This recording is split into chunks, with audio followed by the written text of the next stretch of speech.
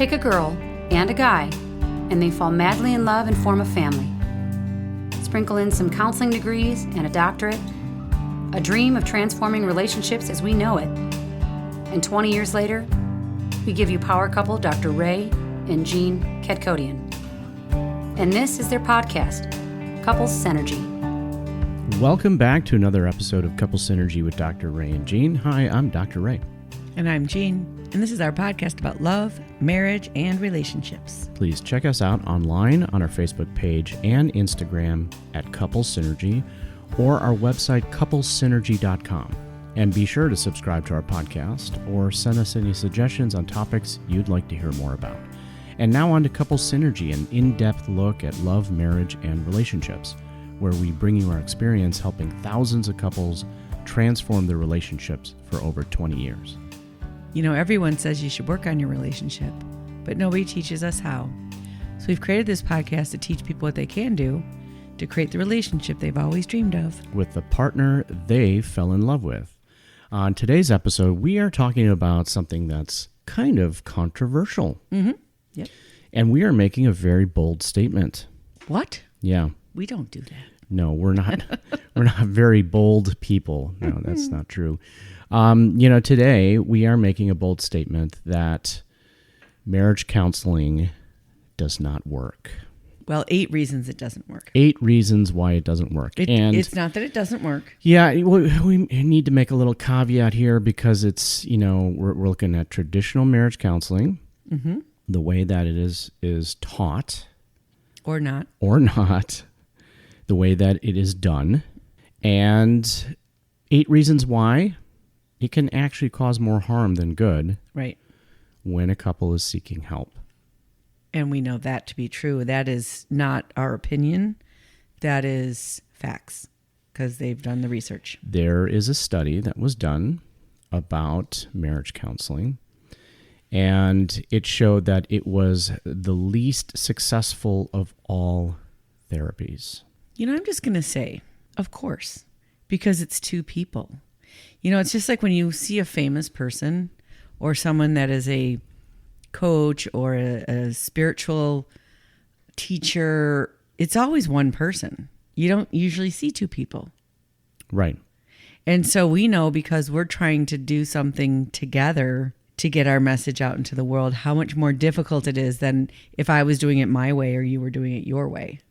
So that complicates things right off the bat. Well, also, I think what complicates things is that the general public is not aware of how the counseling field works.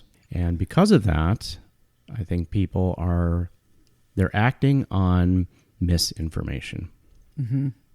The counseling field, it does not work like the medical field. Even though it's structured that way, counselors who get their degree, whether it be a master's degree or a doctorate degree, they do not take any certifications, or it's not necessary for them to take any certifications or further study to call themselves a marriage counselor. Yeah, that would also be true of if they were trying to treat anxiety, depression, ADHD, any of the things out there. There is no specialties, there is no certification, there isn't even very good research or methods out there. So this is the number one reason, or one of the reasons, mm-hmm. one of the 8 of why marriage counseling doesn't work, and that is training. Mm-hmm. Right? So in the field of counseling and of therapy, if you wanted to get trained in marriage counseling, you would seek that out yourself. It is not mandatory in order to call yourself a marriage counselor. Right. So when I got my master's degree in clinical psychology, I was required to do 0 client hours. I was a research-based thesis for my master's degree. Fortunately, I'd been working in the field already for like 5 years with a bachelor's mm-hmm. and had plenty of face-to-face time. But someone could go through and get a master's degree and never sit across the room from another person. True. Mm-hmm. Also because there are a lot of different master's degrees out there. There's a master's in counseling, and master's in clinical psychology, master's in social work, master's in education. Masters in Divinity Studies, all of those master's degrees can sit for licensure in order to be a licensed counselor or therapist. Which none of those require you to do any family or couples work whatsoever. Or training, yes. Right. Absolutely. In fact, there was a report in USA Today in 1999, I believe, that showed that the majority of clinicians, say that loosely, that are conducting couples therapy have had no formal training at all in order to work with couples. In fact, 80% of all private practice marriage counselors in the U.S. say they conduct marriage therapy, yet only 12% are in a profession that requires them to take even one course on dealing with couples. Right. That's not our opinion. That's a fact. Right. This is a quote that Larry Bellotta had put on his website too. He also was trained in the field and had put on his website this quote about marriage counseling and how it's ineffective. Well, that's why we started the Lighthouse. We were new to the field. We were probably both in 8 years. I think we both started around 1994 working with clients at different levels. And we were thrown in front of a couple or a family. Mm-hmm. And it was not effective, not good. And we're innovative enough to say, I think we can find a way to do this better. And for those who are tuning in, the Lighthouse is a counseling center that Jean and I started 20 years ago. Mm-hmm. And it is, started with the premise of working with couples in a very different way than is being done out there. And it is a booming practice now, and it is serving the Chicagoland area, doing couples work and also family work with all of the staff that we have trained. Yeah, and now since COVID, you actually can get services through the Lighthouse in most states virtually through your insurance, which is fabulous. So, if that's something that you need, call the Lighthouse and they can tell you if your insurance works or not. And what we do is we train our staff because they come in, they don't have any training in working with couples or families, and we teach them our method, which we developed, Couple Synergy Method, over that 20-year period. Right. And so the training is a very big part of this, and why marriage counseling, traditional marriage counseling, the way it's done by most marriage counselors out there, is ineffective. And, plus, if you take a therapist who is fresh out of school, even though they might have a degree, even though they might have a license to practice, that does not mean that they are going to be effective. So the second reason why marriage counseling doesn't work is the skill of the therapist. And, I'm going to blame the insurance companies, right now, and managed care specifically, because a person that is straight out of school and just gets their license has never even sat across from a couple. They will be paid at the same contracted rate by the insurance company that you and I would, right. that Jean and I have been working with couples, thousands of couples, over 20 years now, and we would still be paid at the same rate or reimbursed by at the same rate with insurance companies to provide marriage counseling as someone fresh out of school. So there is no, recognition of skill. There's no recognition of experience at all when it comes to, managed care and insurance companies. And the sad thing is most people that seek that service, they're going through their insurance, so they're not really shopping around, and they don't know what to look for, and that's their only experience, and that's what they think the field is. Right. They think that this person is exactly the same as this other person. Right. And, that is also true in the medical field. I mean, there are doctors who really learn over the course of their careers that are much better at things than other doctors, or they have different ways of thinking. If you were to go to a doctor, a cardiologist, mm-hmm. and you were to have an open heart surgery, Are you going to go to someone that's fresh out of school, or are you going to go to someone who has been practicing his craft for 15, 20, 25 years? And are you going to get a second opinion? Especially since, it's life or death. Mm-hmm. And when it comes to marriage counseling, you think about it, your marriage it's life or death. Right. And most people are not aware of these differences. And that actually can cause more harm than good. Yeah, you can be a marriage therapist and never have been married and have no training. Yes. And, along the same lines of the skill of the therapist, it is very easy for a therapist to get kind of roped in to the struggles and the conflict that a couple is wrestling with. And what happens then is that they end up filling this role of being a referee. And that is the worst thing to do. Or they can go in the other direction and have no real understanding or connection of what's happening in the relationship and give really surface answers or things that sound logical, but we all know the language of relationship is emotional. And if they haven't gone through those experiences, they have no way to navigate that. Exactly. Mm-hmm. And, it is, we've heard countless number of horror stories over the years, and that there have been therapists out there that are telling couples whether they should stay together or not. And that is, again, the worst thing that you can do is to dash the hopes of a couple in front of you, giving your advice, and then sending the couple down the path towards divorce. And that's the same thing as a medical doctor telling you how much time you have to live. Right. Which takes away your belief system that greatly impacts your level of health and treatment. And they've seen people where, you have 6 months to live, they die in 6 months. And then they say, we don't know, and they live for 5 years. And it's the same thing. That's why it's not something anyone should ever tell. No one should ever make a decision for you that they don't have to live with.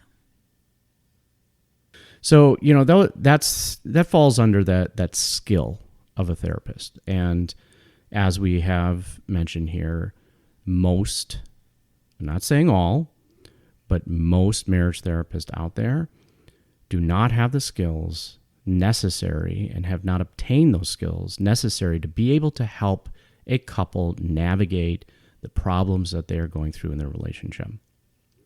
The third reason is life experience. Yes. Yeah. Just think about it like this. If you wanted to run a marathon and you needed some help training, would you go to someone that's never ran a marathon? You mean they read all the books about running a marathon, though, right? They know exactly what you should be eating because they read a book on it. Right. Would you want someone to coach you that wanted to run a marathon and didn't, or stopped short? Oh, that's a good one too, right? That one's a little tricky. Yeah. Because what we're saying is that if the therapists themselves are not in a relationship, maybe they've never been in a committed relationship, or they were in a relationship that ended in divorce and have stayed single. It makes a difference. And, I think one of the worst things that our field has done is has kind of passed along this message in education and training that it doesn't matter whether you have experienced something that your client has experienced or not, you can still counsel them. Right. And I think that is just not correct. It's just, first of all, it's a blanket statement. Okay. First of all, a blanket statement that any blanket statement doesn't apply all the time. But second of all, if you're a therapist out there that has gone through a traumatic relationship and divorce, and you are sitting across a couple that is going through struggles and conflict, you're going to be activated And bias. and biased. Naturally, you're going to be biased. Right. Naturally. And most therapists out there that are in private practice, they don't have colleagues that they go to for consultation to really help them figure out how to not allow their own personal issues come into the therapeutic environment. You know, and that's something that we, you know, pride ourselves on the fact that we've been able to build that in our, you know, in our practice in Chicago, that we have that consultation happening all the time, you know, and the staff does that and they know to do that because it's very easy to become biased. Right. And we even allow our therapists to not take on a client that activates something in them that they haven't resolved. Right. So for me, I don't work with addicts. I don't like working with addicts. I don't want to do the wrestling with the lying with addicts. I know that about myself, not my wheelhouse, not my strength. I'm not even going to pretend that that's what I do. For me, you know, it is almost impossible for me to work with a woman who has gone through some type of sexual trauma, you know, especially in a dramatic relationship. Right. And so that is, I mean, down the line, typically in the past, if she has worked with you for a while, you know, then when she is ready to start looking for healthy men in her life and healthy relationships with men in her life, then that's when I feel more comfortable being able to step in and help guide that person. But most therapists, they think that they can work with anybody. On everything. On everything. And they And that cannot. is just not true. Right. It is not true. And if you are not able to have a healthy relationship yourself, how do you think you're going to be able to guide a couple to have a healthy relationship? You know, one thing I'd like to say is that if you have a therapist you're working with and you love that therapist, fabulous. But if they can't help you in a certain area, it is okay to do something else. And there are many therapists out there that will say, I don't do that. I do not do that work. You need to go find someone else that does that work. And more power to them. Yep. That's awesome, because we all should be able to understand our strengths and limitations. Yep. Unfortunately, I would have to say that the majority of the field isn't like that, Correct. which is unfortunate. Right. So, you know, in some ways, capitalism works in the opposite direction in our field, because capitalism says if you go to school and you pay this money, then you are eligible to do all these things that you're actually not qualified to do. And then there's nothing on the other end governing how you're getting paid. So if capitalism was working, then people would go, well, this isn't working, so I'm not paying. But they're not paying. It's the insurance companies that are leveraging everything. And so there's no checks and balances if there is a bad therapist out there to make them have to do better at their job. I'm also going to throw in here the flip side of the coin, okay? Because there are a lot of people out there that are claiming to be relationship experts. A lot of people out there that are claiming to say that they can coach couples in their relationship. And just because you are a blended family, just because you almost got divorced, or just because you got divorced and now learned how to be in a healthy relationship, that doesn't make you an expert. Just because you had that experience doesn't mean that you can coach couples on how to go through the struggles that they're going through. You know, life experience is one thing. Education is one thing. But it's the combination of both. And also the experience, not only just the life experience, but the experience of working with couples, going through the most painful things in their lives, right? The most painful thing is that hurt that you can have in a relationship. That experience speaks for itself. And it's the whole of that, the whole combination of all of that, that makes someone a relationship expert. Right. And also the way that we work as human beings is we are designed to bond. And we can bond with someone who is really bad for us. And we can bond with someone who can really heal us and help us. And bonding is part of the experience of working with a coach or a therapist. So the third reason of why marriage counseling doesn't work is the willingness of both parties. So this is on the couple that's coming in now, right? That's seeking help. And too often in our experience, we have had couples show up where one person was not even aware that they were coming to see a counselor or therapist. Right. They thought they were going to the grocery store. Right. They were running an errand, and their spouse had this all set up and didn't tell them, and they just turned left instead of right and walk in our office. Yeah, don't do that. No, It's already not a good plan. The only way that a relationship is going to change is if both people are willing to change. Right. That's just it. And I know there's a lot of people out there that say, and typically these are like, women coaches. They're saying, you can change your marriage without your husband knowing. Right.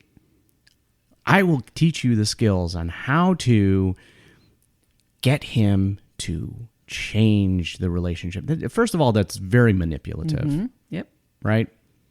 And it's secretive and deceptive, and I mean, what kind of relationship are you going to have if it starts on deception? This is why we do a free consultation. It isn't just because we want to sell you something. It's really because we want to see if you're going to be successful doing this work or if you need a different level of it. And so we purposely do that so we don't take people on. We certainly don't want them to pay us to tell them that. Right. We want to sit down. We want to help them really look at what are their goals? What are they going through? We're looking for really specific stuff. And when we get to the end of the conversation, we have so many levels in place of things we can recommend. And most of it is not working with us. And so it's only if it's going to be a really good fit that we'll take a couple on.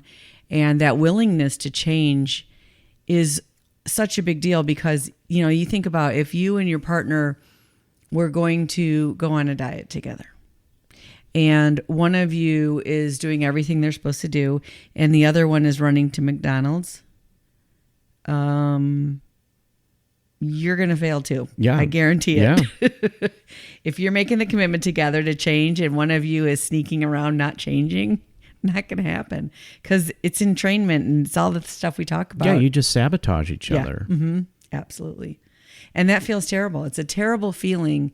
It's the gaslighting, right? To think that, oh yeah, this person's on board and they're not changing. Exactly. It's a three-legged race. Mm-hmm. And we've used this example in the past, right? The three-legged race, if those of you who don't know what this is a couple would tie their outside legs together and then they would try to run a race. Inside legs. Inside legs. Yes. Well, you can't do the outside. Yeah, that's true. Inside legs together. And then they would try to run the race. And you can't run it for your partner. No, you can't pick them up and drag them. No, it just doesn't work. It might for a few steps, but you'd for sure gonna fall, crash and burn. So that willingness of both people, both parties to work on it together is really, it's necessary. Absolutely. If you don't have it, it's doomed to failure. Mm-hmm. The fifth reason is, and this kind of dovetails into the fifth reason, is the belief that both have responsibility.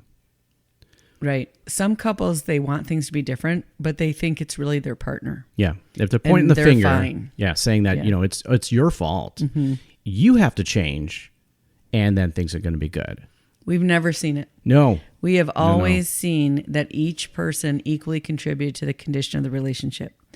Now, we're not saying what a person has chosen. Mm-hmm. Someone that is contributing to the relationship being in a place where bad things start happening, they're not responsible for their partner's behavior, but they are responsible for the condition of the relationship. And people are like, hey, Dr. Ray and Jean, but what about if one person, cheats, or one person is, an alcoholic?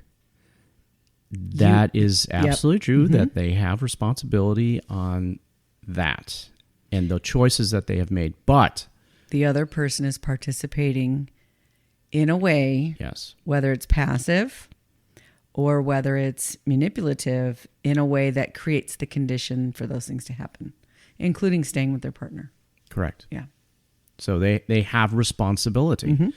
And that's the only thing that they can change is their part. Right. They can't change their partner. What? Yeah. It doesn't work. If you've tried, you know what we're talking about. Right.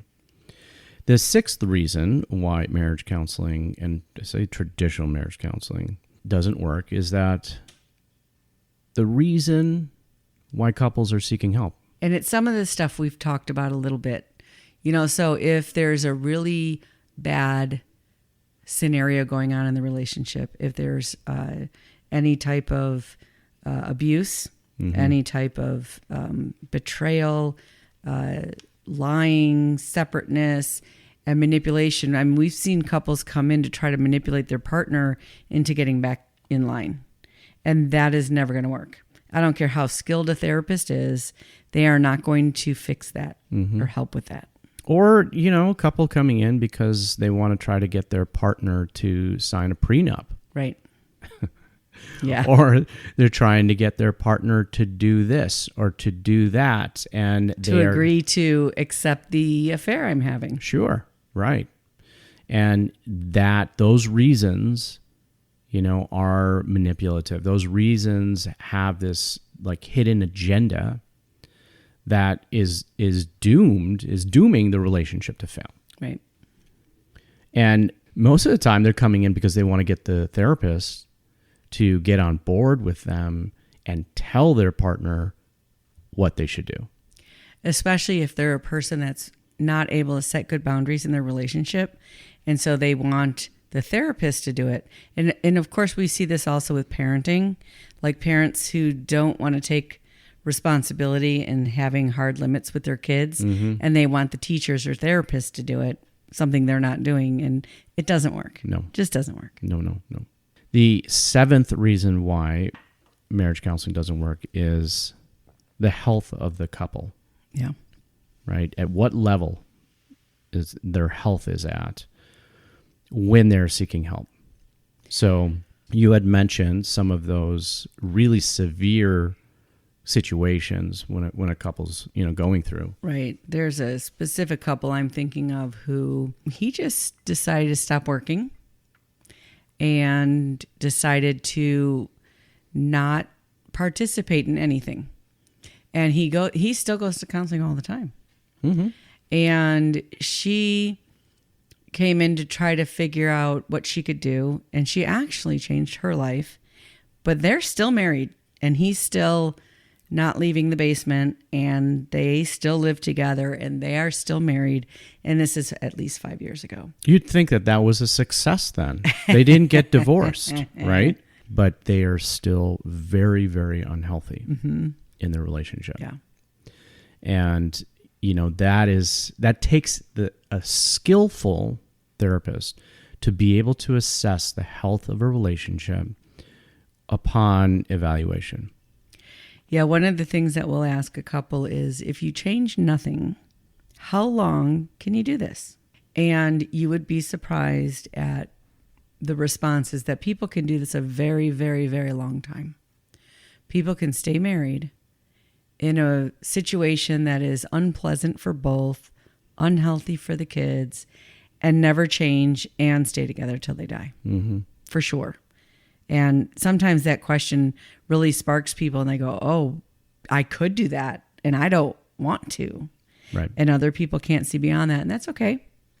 But that is absolutely a thing of the condition that they're in. And so if a therapist is unable to recognize the level of health in a relationship, they might be applying some type of intervention that might work for a couple who is healthier or in a different kind of situation, and it is absolutely not going to work with someone who is, or a couple that's very unhealthy. Yeah, I'd like to talk about that for a minute because, unfortunately, we've seen that in a way that we didn't always know.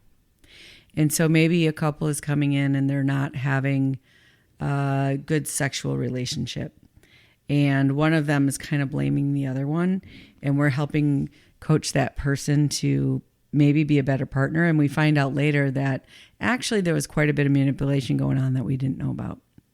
And so that's tricky as well when both people aren't forthcoming. It unravels in the end, just the same. It just takes a little bit longer for that to unravel because we're helping them in other areas of their life, but there's a dishonesty coming up within the relationship. I think we worked with a couple where I think the guy was having an affair most of the marriage counseling, and it wasn't disclosed. Mm-hmm.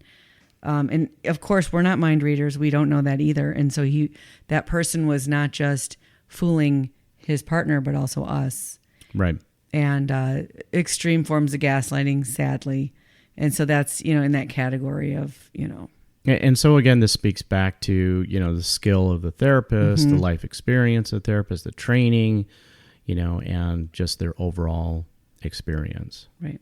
And the eighth reason why marriage counseling and traditional marriage counseling does not work is the definition of success. Yes.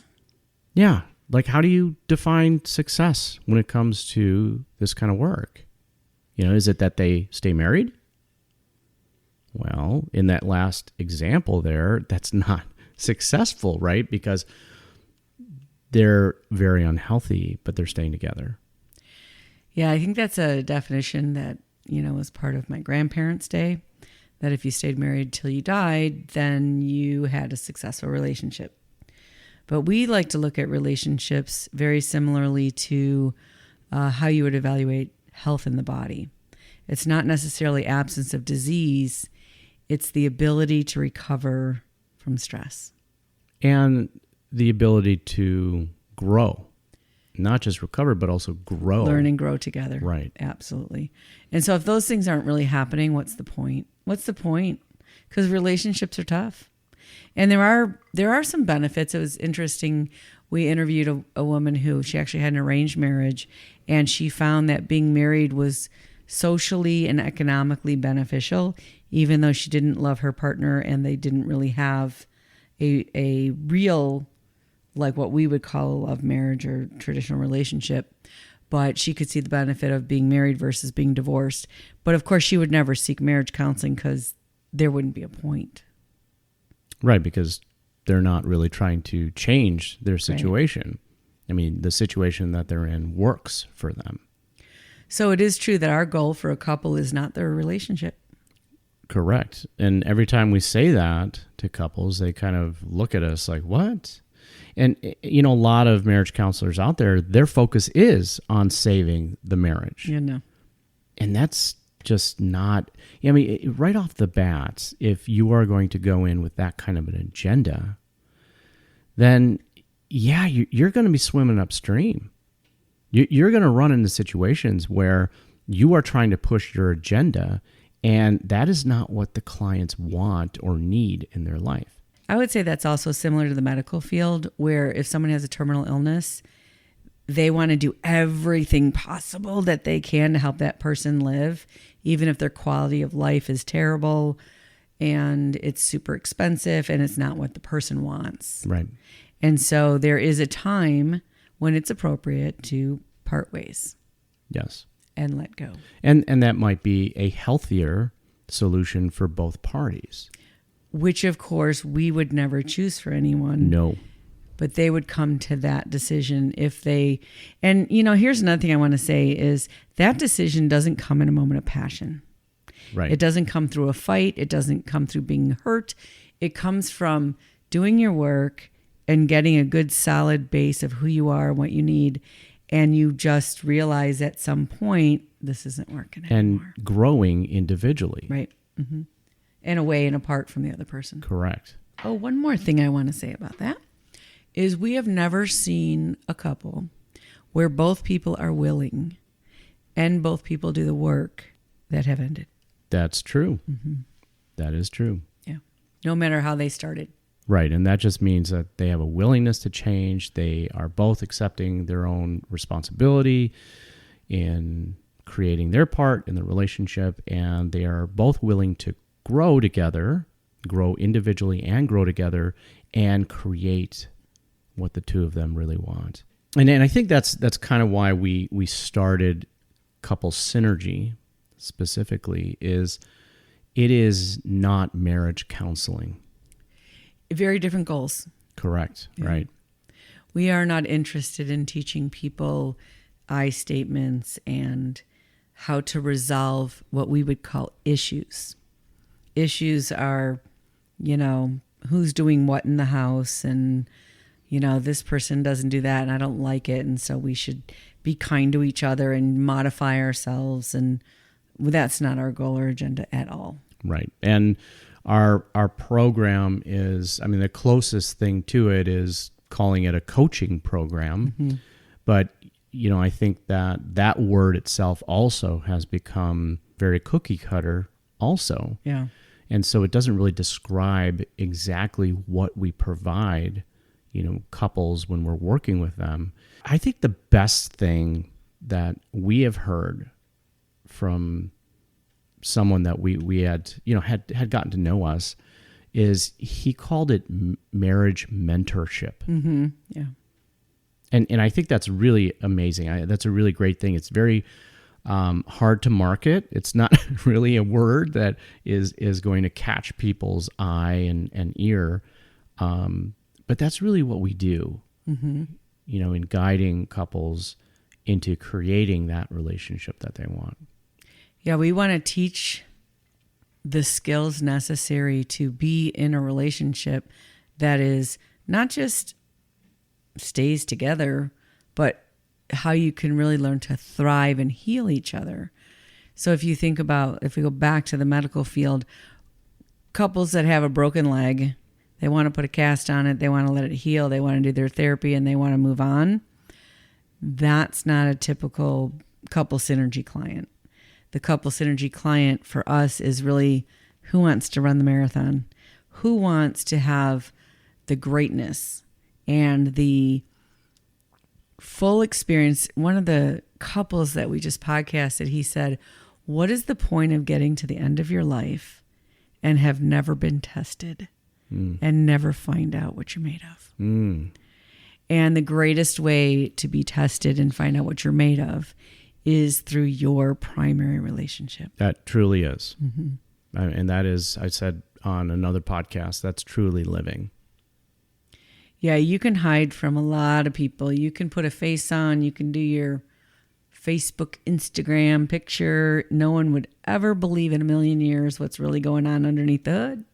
You can do that. You can live like that. But we're talking about living on purpose, consciously, vulnerably, with another human being in a way that is the most incredibly safe feeling in the world and incredibly healing and incredibly vulnerable. So we want to thank you so much for joining us on Couple Synergy today and for listening to our rant. Our passion is in helping couples and people have happy and healthy relationships. And this podcast gives us a fun way of bringing our knowledge and expertise to you, our listeners. If you want more information about what it really looks like to work with us, I would really recommend you listen to some episodes of people we worked with many years ago that are still talking about how much it's changed their life. Jim and Vera come to mind. Deb and Bob. Aaron's a good one because Aaron and his wife that we worked with, they actually divorced and now he's in a good, healthy relationship. Aaron and Manya, that's another cool one.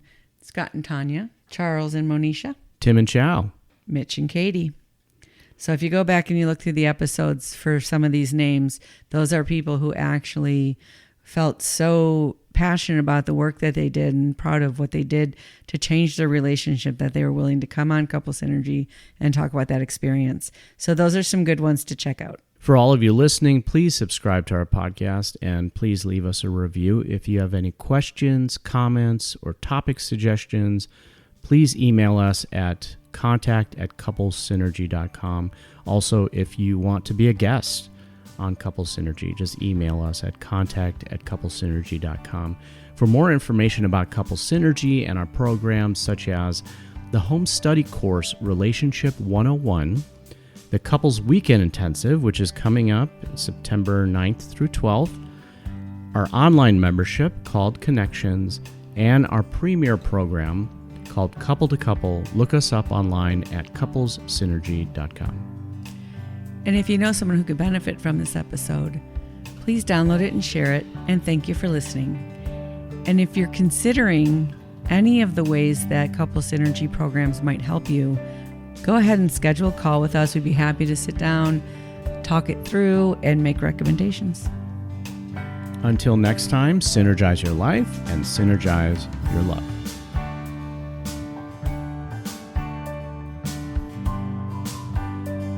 You have been listening to Couple Synergy with Dr. Ray and Jean Ketkodian. Couple Synergy was recorded, edited, and produced by Dr. Ray and Jean Ketkodian. Voiceover and music entitled Breathe and Let Go was recorded and composed by Gina Gonzalez.